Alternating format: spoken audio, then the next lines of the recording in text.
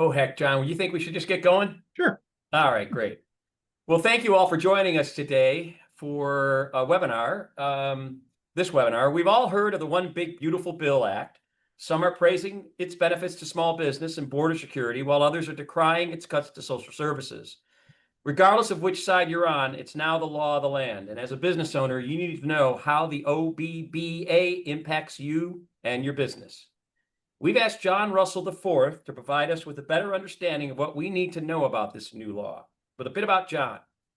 John's a partner with the DGA Group, where he advocates for several leading and dynamic organizations in healthcare, energy, manufacturing, gaming, that's us, mobility, and municipalities. He's a seasoned veteran of Capitol Hill, where he served on the leadership staffs for the House Majority Whip, the chairman of the House Campaign Committee, and as the Chief of Staff for the Speaker of the House of Representatives. Described by the National Journal as experienced and discreet, John has built and maintained close relationships with members of Congress, as well as committee and personal office staff. His strong and nuanced working knowledge of the policy, political, and personal aspects of Washington allows him to design winning strategies to accomplish dynamic policy and market objectives, and has resulted in his being awarded the Hill's top lobbyist multiple times. To see this manifest, I highly recommend you consider joining us on our next fly-in to the Capitol Hill. It's during these visits you get a front row view of John in his native element. He navigates the halls of Congress like a shark at sea, confident, focused, and unstoppable, while frequently exchanging passing hellos to other Capitol Hill regulars he's met, worked with, and befriended over the years. We are truly blessed to have him as our advocate on the Hill. And before John takes over, I want you to know he's happy to answer your questions. Please submit them in the comments section or the chat section, and we'll get to as many as we can before the time is up.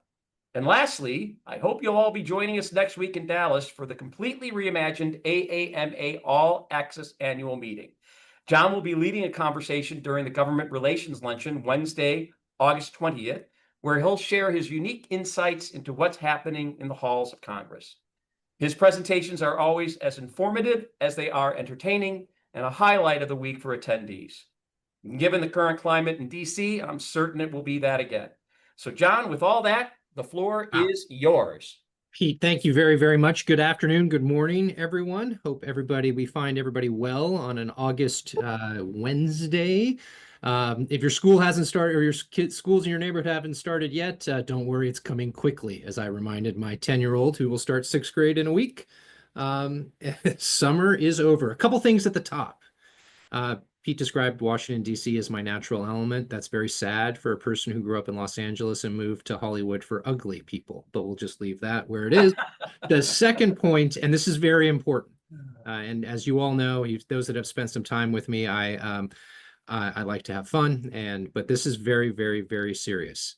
As you know, I am not an attorney, nor am I an accountant.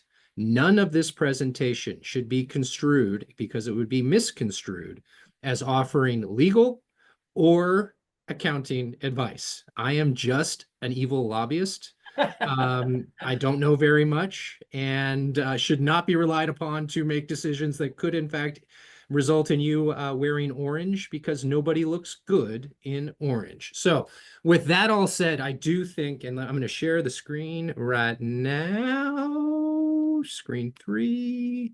Let's make sure that works. And Pete, give me the high sign if you see it. You are 5 by 5 coming through. Wow, all right. And look at that, a cool morning in Washington from that picture. Let me start at the top, that I feel incredibly safe as a citizen and resident of Washington, D.C., with multiple federal agencies patrolling Georgetown. Yeah. Washington, D.C. is an urban, as you all know, is a very urban area. It has urban blight. It also has beautiful, beautiful buildings, beautiful neighborhoods, and beautiful people. Washington, D.C.'s residents are tired of getting kicked around, because that's what we are. We do not have a vote on the House or Senate floor. We are an 80-20 issue nationally, meaning beating up on Washington, D.C. gets you 80% approval. Defending it gets you about 20 nationally. And we are counting the days until this performative exercise ends. That said, we have a significant juvenile justice issue. There have been, which has led to summer curfews throughout town. DC is not Mayberry, but it ain't Baghdad either. So don't ever let concern about safety in Washington, DC prevent you from getting out here on a trip. Trust me, you'll be very safe. I will ensure it, unless you go across the river to a casino, at which point I can do nothing for you. That's in Maryland. That ain't my world. All right, let's talk about the One Big Beautiful Bill Act. Oh, God, who names these things? Actually, we know exactly who named this, and that was the President of the United States. We also know exactly who was the driving force behind this. That was the President of the United States. And we know exactly who called the strategy. You may recall way back when that there was a lot of discussion about a one bill versus two bills versus small package, big package. The president said he wanted, wait for it, one big, beautiful bill. And that's what he got. It's a two-parter. Certainly it is tax. It is tax policy and then having to pay for that tax policy. It is also the largest shot, one-time shot of funding that our immigration enforcement agencies or agencies that have a little clip of that immigration enforcement have ever seen. For those that have been concerned, disgusted, fraught with or concerned, all the way from concerned to disgusted about images they're seeing on television about undocumented workers being, or undocumented people being swept up and taken and deported. You're going to see much more of this. ICE now has money. They didn't before. They got an incredible slug of cash. That's a huge part of this legislation. It doesn't necessarily get as much, shall we say, airtime. How does it impact us? Well, we've seen how immigration impacts. Well, shoot, you know what? People joke that traffic in LA has gone down. It's not a joke. It's 100% serious. People talk about the impact on foot traffic in neighborhoods with undocumented undocumented people, and we know that that has dropped off. Just something to keep in the back of your heads. This is going to continue. This is much like the tax bill and making these tax provisions permanent, which the president spoke at great length about during the campaign. He talked more about immigration. And say what you will of the style and manner of how the president approaches the job. To call this process anything but a success in the eyes of Republicans would be wrong. He got everything he wanted. And he got the Congress to do everything he wanted, especially those members who are in, shall we say, somewhat vulnerable seats, especially members with high populations of Medicaid recipients. Oh, by the way, the expansion of the Medicaid recipients, those are Trump voters. Interesting. And they're the ones that a lot of that expansion population, a lot of cuts to care and services that those people will experience are going to fund both the permanency of the tax cuts and the excuse me, immigration platform. That's not what the members of Congress wanted to do. They wanted to leave. Well, the president said, well, I'm not touching Medicaid. It's going to be fine. These members are already seeing ads being run against them about the Medicaid cuts and really the care cuts. That's how they're framing it. It is care. They're not necessarily saying the word Medicaid.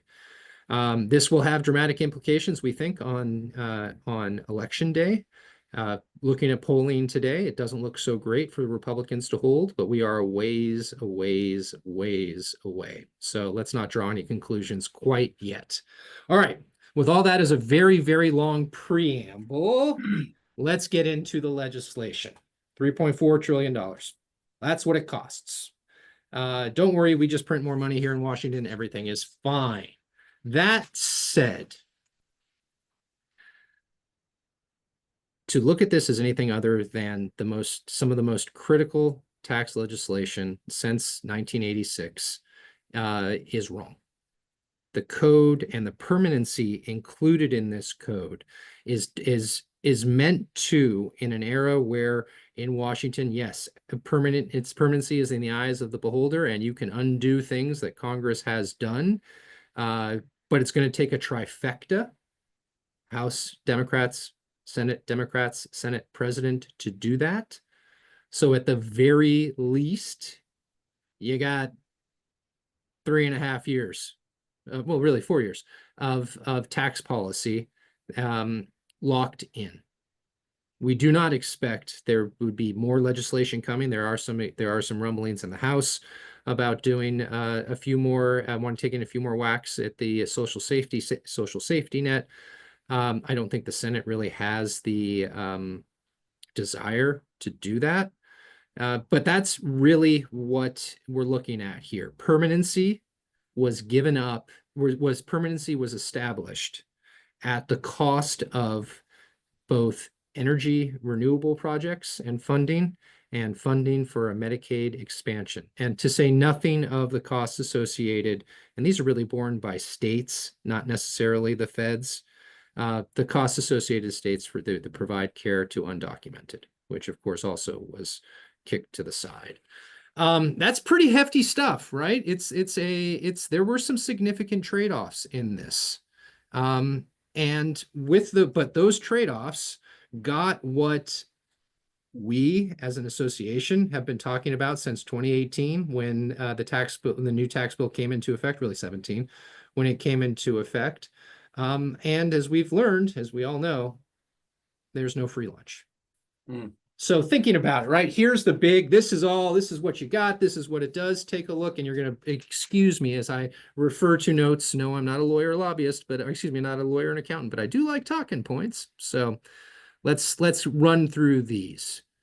What are we talking about permanent? Well, permanent is a 20% qualified business income deduction. It's for pastors, S corps, partnerships, LLCs, sole proprietors. Can deduct up to 20% of their qualified business income. And you can tell this little snippet got taken from Republican talking points because it says forever. Well, we know it's not forever, but we know for at least the next 4 years, at least the next 4 years, that's the case. Small business owners filing at individual rates can keep the reduced brackets, with the top rate at 37%, I believe, instead of what was going to kick back up to 39.6. The permanency of lower rates for individuals is going to be important for us. We like to say we benefit from the extra couple of dollars lying around in mom or dad's pocket. We're the discretionary guys. Our customers will have more discretionary income at in their pockets.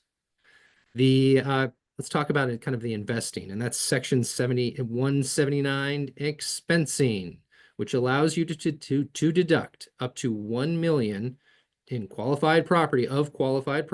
So those are our machines, our VR gear, in a year. So 1 calendar year, you can deduct up to $1 million. You also get 100% bonus depreciation. Hey, what are they trying to do here? Oh, they're trying to stoke a little bit of a buying spree amongst businesses, we hope, for manufactured goods here in the United States. That's a bigger issue than just this tax bill, but certainly, and this is something that we as an association have been talking a lot about, they are trying to stimulate the economy here in the way Republicans do it, which is through the tax policy, not necessarily checks going out in the mail. Though, as I say that out loud, we do have a president who would like to see some of the, what is he calling it, a tariff bonus payback. So remember, Donald Trump isn't really a Republican. You're talking about 100% bonus depreciation. You're talking about a 169 expensing. You're talking about permanent 20% qualified business income deduction, permanent lower rates. These are big steps here for us. As we talked about, you got to pay for it somehow. Well, the one big beautiful bill gutted the Inflation Adjustment Act, the IRA, right? or Inflation Reduction Act. Yeah. Dollars that were not out the door were captured. That started January 21st through a series of executive orders, and it was made and that was challenged in court. Now that Congress has passed this legislation, those challenges are mute. You really can't make a constitutional. I think they're going to try, but they're not. It's not going to work. But some lawyers, I guess, need to send their kids to private school, and I appreciate that. They're going to try to claw some of this back, but it's gone, and that money has been shifted over to help offset the costs of tax cuts and immigration spending. This is an interesting thing and a point I want to let you all kind of sit with for a bit, and that is, broadly speaking, legislating in the United States Congress requires, and big things, barring, of course, and I want to be very clear, barring, of course, a national emergency, has started to, this legislating for big things seems to only happen when one party runs the whole town, or as we joke, both sides of Pennsylvania Avenue.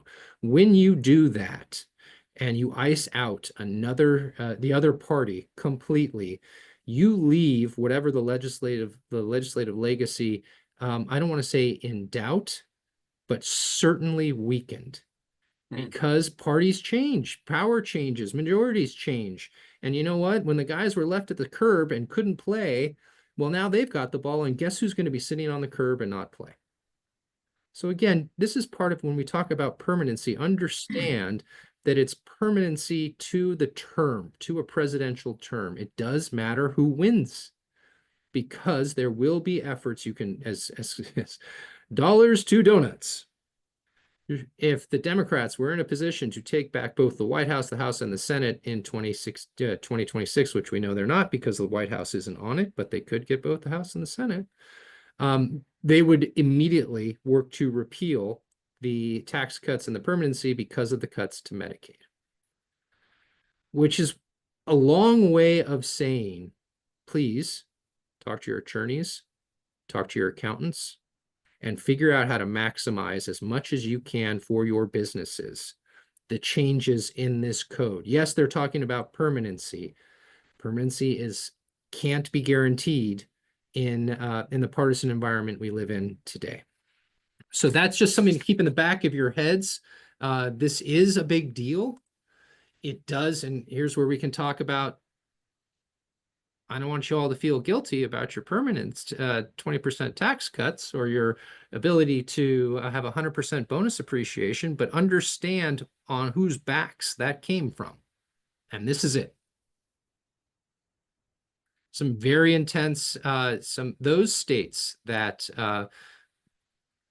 were aggressively implementing Obamacare, the ACA, whatever you'd like to call it, are in trouble, because the federal spigot is being shut and squeezed or shut off in a myriad of different ways, and they won't really start to feel the real pain until early 2027. Although you're starting to see states right now, not just for redistricting purposes, which we can talk about, but you're seeing states have emergency sessions to talk about budget implications.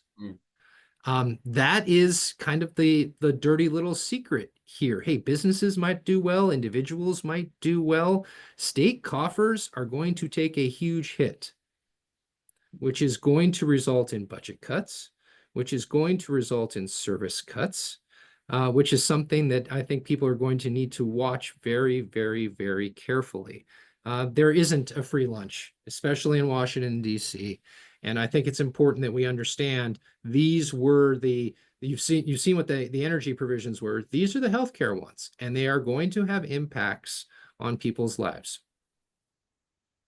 The bill did something else. It made, as we talked about, it's immigration, it's permanency and tax code. Yes, and I've kind of glanced over, and I apologize.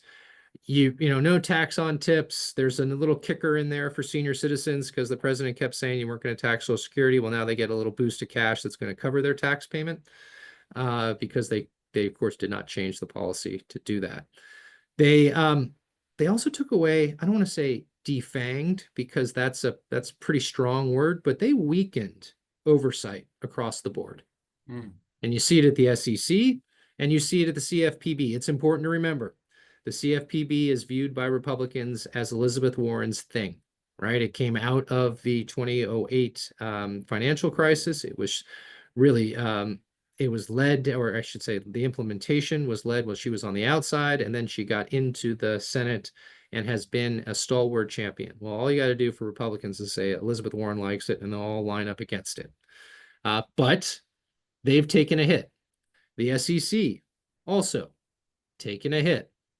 Again, this was done to, in fact, plus up the offsets. You need money from somewhere to cover what the tax cuts will cost. They went after the enforcement side of it, which I thought was interesting. We've talked a little bit about the big boys, right? I do want to, and I think unfortunately we had what was it? No, okay. 3 things for employees that I think are of importance. I see them looking at, and again, not an accountant, not a lawyer, but as a lobbyist looking to recruit talent and have talent stick around. I look at this as almost incentives. It's incentives for employees. Let's start with the student loan repayment exclusion. Employers can, and I'm reading and I apologize because I want to get this right.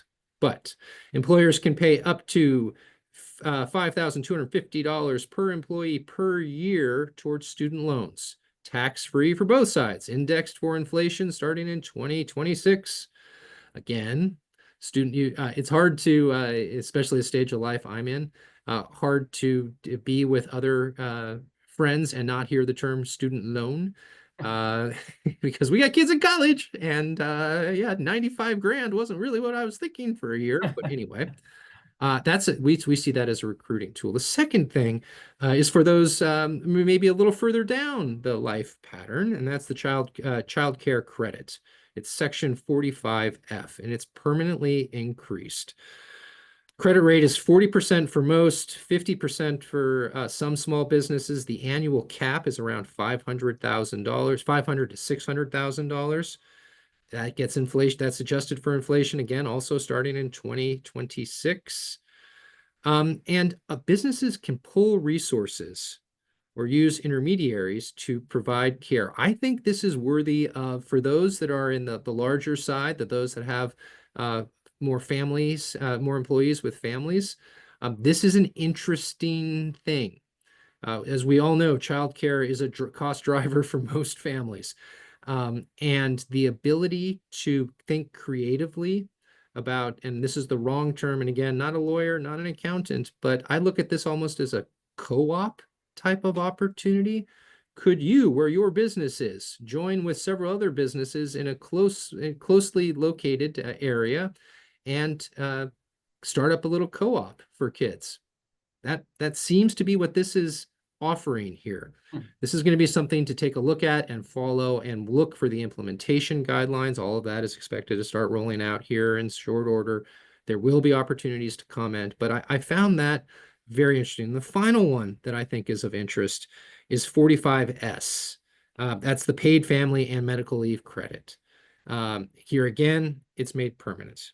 It's a 12.5 to 25% wage credit for qualified leave, now available in all states. The option to count insurance premiums instead of wages. Also a change to how you structure it. And then the final thing is employee tenure requirement is reduced from 1 year. They cut it in half, 1 year to 6 months. So basically, employees in theory could start qualifying for this in 6 months as opposed to a year. These are 3 things that aren't getting a lot of sunshine, but I think are of value to reach out to your accountants to get their perspective on. We can certainly take a look and tell you what was what were the legislators thinking behind this? What was the goal for this? As I look at it, I see this as an attempt to retain and attract employees, something that we as employers are starting to look at and think about. And I can say that's as true for a big manufacturing operation as it is for a consultant shop in Washington, D.C. that has a lot of people that are young with kids. We're taking a look at the child care thing. Again, as we look at the slide here in front of you, this is almost a cut and paste job from our talking points on Capitol Hill with legislators over the last since the 2017 the tax bill came into permanence or came into existence. This is a big win. Something that we've been talking about, others have been working towards. It took a unified Pennsylvania Avenue, Republican on both ends, if you will, to get it done. I would have much preferred, and I think a lot of people would, it might not be done yet, but you much prefer a bipartisan solution as opposed to one driven purely by one party, because it leaves it vulnerable. We didn't get that. That's not the Washington we live in. This is what we have. And our advice here at the top end is please, please, please, please, please, please, please take as much advantage as you can of this entire thing as quickly as you can. That is to say, we believe this has a little bit of a tail to it. We do think it makes it through, certainly through 26, but who the heck knows what happens in 28? And you could be in January of 29 with Democrats in the House, Senate, and the White House, and you know what they're going to go after first? This piece of legislation. Talk to your accountants, talk to your lawyers, figure out how best to utilize what is now the law of the land. And I'd be happy to take questions. Oh, sorry. And again, we talked a little bit about this. More for the everybody's friends in more for your accountants than for your lobbyists. But Pete, let's see. I don't have on this the questions, but let's see if we can get to them. There's none in the chat room just yet, but folks, if you got some, please send them along. All right. To Richard's point about Broncos looking good in orange. Yeah. Dude. Yeah. Come on. Wasn't it blue that you won the Super Bowl in? But I'm trying to remember, what was LA wearing? Anyway. I appreciate those that have stayed on the call and walked through this with us. I'm looking at some of the names here in the chat. You are all familiar with how Washington works. And most of you looking at these names have probably said one or two of these things in a meeting. What do we think? Tariffs. Well, we kicked China to 90 days. Yeah. The focus really is what's going to happen in Alaska. I think that's that the attention is on the Putin-Trump meeting. I do think that the president we had been under the impression that the president very much wanted to be in Beijing towards the end of September, signing a big deal with Xi, and then having Xi back here in November for a kind of a, if you will, a home and home type of operation. Yeah. They didn't move as quickly as they had hoped. The president and the administration is starting to learn what Denton's learned a long time ago when they were negotiating with their Chinese counterparts to bring them into the law firm, that those negotiations don't stop even after you've signed a deal. They never stop. There are some cultural differences here that are being that this administration is facing and dealing with at the moment. I don't really see, and China's the big game, right? Because now everything else has been set. It's going to stay that way for a little bit. We're at least going to see about 4 or 5 months of this, I think. They weren't as, I think most people would argue they weren't really as bad as they were expecting, except for a couple countries for very, very, very specific reasons. I'm sorry to all the gold bugs out there that were very much enjoying the fact that gold might have been tariffed. We saw yesterday that it's not, and I think gold lost a couple $100 an ounce after being at an all-time high at some point last week. The president is seeing success in revenue generated by these tariffs. To date, he's got data that they might not believe, but at least it's data that shows when calculating CPI, that shows that the tariffs haven't really hit yet. That Yeah. those expenses aren't there, or if they're hit, they're not being felt yet. I still think that that's a September kind of read, but the debate here has now changed to, is it 50 basis points or just a quarter that the Fed's going to cut in September? Can I give you a example of a 20% business deduction?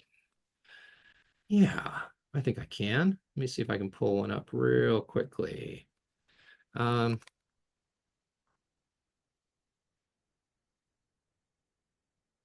where are you sitting now, John, while you're looking for that? In Uh, the climate that currently exists in DC, what are your expectations for 2026? oh, we're way too early, but the Democrats should, in theory, the Democrats should in fact take the majority. In both the Senate and the No, House? the Senate's pretty far. The House should flip. That said, we are ways out. We do know that Trump is going to throw much more, and has already started to try and throw much more at this than he Yeah. did in 18. You've seen the states starting some, although, you know, New York did redo their lines last year, but anyway, no problem. Nobody said anything about that. But yes, you've certainly seen a lot of news reports about Texas and California and Indiana, and they're gonna be able to shift some seats around, and that's because this is really, really tight. Listen, if the economy falls off the table, they're screwed. Yeah. Let's be honest. This is about your wallet. Yeah. You're feeling okay about the wallet. Donald Trump's not on the ballot. He's going to try and say he is with Republicans, Yeah. but he's not. Can they get the irregular voter to the polls in an off year? And as of yet, nobody's really been able to show that that happens. So let's see if I can give you a good example of. I will tell you, I cheated and went to Bloomberg, which is basically where we house our fun stuff, and asked them to crunch it and give me an example, and they're not coming up with anything good. So let's see. Eligible business expenses, rent, payroll, utilities, marketing, owner's net. All right, this is not giving me what I need. And for that, I apologize. But you know what? Here's what I do promise. If you're going to be in Dallas, I will have three, not just one, three examples for you of where that 20% could play. Let's see if I got other questions. And if in fact things do shift, right, and the pendulum swings over to the left, this is not going to change. That's right, because what do you need? Is Donald Trump going to, this is why it's you got to think of this as a term. Yeah, for the 4 years. 4 years. Yeah. What does it take to change this? Democratic House, Democratic Senate, Democratic President. Yeah. Next shot at that is 2028. Yeah. Yeah. Yeah. So we've got a little bit of time here to. So you got a runway to plan Yeah. and take advantage of these opportunities while they are still here. And even when 2028 rolls around, they're not going to change it overnight, I wouldn't think. It's going to take a little. Okay, maybe not. Yeah, listen, the pendulum, well, overnight, no, but they'll certainly, let's just play this out for a quick second. It's January 21st, 2029.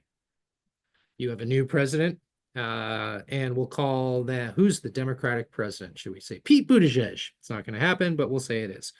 And you've got a Democratic House and a Democratic Senate. They will start immediately trying to move things through. Now, so did Republicans this time around, right? And it didn't get done until the 4th of July. But this is where we are. It's pinball. Swings from one side to the next, bang, bang, bang, bang. And if we get really close into the two bumpers, we bounce back like that. This time around, U.S. Prez is manipulating the state of Texas. All right, you know what? I paid $150,000 in legal bills because of Robbie Earl. And the last time we did this in Texas with Tom DeLay, Beth, I'd be happy to talk to you about this. And John, going back to Frank's questions, I just did a quick little Google Yeah, search. Those 20% deductions include sole proprietorships. Owners can deduct up to 20% of their qualified business income from their income taxes. Partnerships can also claim the same deduction, allowing them to deduct up to 25% of their qualified business income. S corps, same deduction. Limited liabilities can benefit from that deduction. If a business owner has $100,000 in pass-through income, they could potentially deduct $20,000, reducing their income taxes by a significant amount. This deduction is available for tax years beginning after December 31, 2017. And so that remains. So that has been since 2017, and that's just going forward. So I would imagine that most of the people here have already been taking advantage of that. Yeah. Yes. And remember, other than the tax on tips, all of this stuff existed already. Right. Yeah. It costs this much to keep it. Yeah.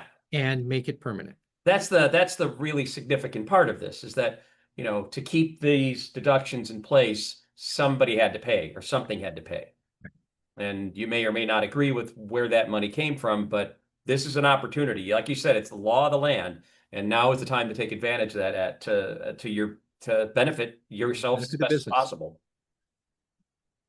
I think and I would ask that you spend a little bit of time on what I'm calling employee incentives or retention incentives. Yeah, I like that. I wasn't aware of that. I do think that there's value in looking at that. There's value in understanding it. We will continue to do some digging around, but much more on the congressional intent side. I would very much imagine that a quick little Google and you'll find, although they don't exist anymore, PricewaterhouseCoopers, PwC has put out a little piece on this or something to that effect. It's something to look at because they are truly trying to use the tax code to incentivize employers in keeping employees. Well, okay, I'm not seeing any more questions come in. John, thank you for your time today and sharing what you know about this big, beautiful bill. I got another Harley riders wear orange too. So I'm sorry, I'm looking at two other comments here. Okay, we'll leave Don. I'll leave that one alone. He got on. He didn't get. Just for a quick little. You do note that Sylvester Stallone did get hired today, so it's not Steven Seagal, but you got Sylvester Stallone in the administration now. He's a special advisor to the Kennedy Center. Hey, I'm sorry. The man wrote and starred in an Oscar-winning film. There aren't a lot of those. So let's give him a shot. Come on. Okay. Come on. Well, look, folks, you will be able to meet with John next week. Yep. He's going to be there Tuesday for a good part of the day, all day Wednesday, and probably going to be joining us for breakfast on Thursday. So you might get tired of him before the end of next week. But John, I'm really looking forward to seeing you next week, and looking forward to your presentation on Wednesday. Folks, I'm looking forward to seeing you all in Dallas next week. This is shaping up to be one hell of an event. We've got record-breaking attendance, record-breaking sponsorship, and we've picked a pretty nice venue to host you for a couple of days. So look forward to seeing you there. And with that, I think we're ready to call it a day, John. Well, democracy is safe here in Washington, D.C. Because Congress is out of session. Not because of anything else, but we'll enjoy the last 2 weeks of recess. And those that I get to see in Dallas, I'm looking forward to it. Everyone be safe, be well. If you have questions, again, talk to your accountant. But if there are others that I can help with, you know where to find me. And we are, go ahead, Pete, sorry. I was just to say, John, would you be kind enough to send me that deck and I can share that with you? Yeah. That'll be that. I'll do that next. All right, pal. John, Thanks, look forward to seeing you next week. Look forward to see all you folks next week. Enjoy the rest of your day. And we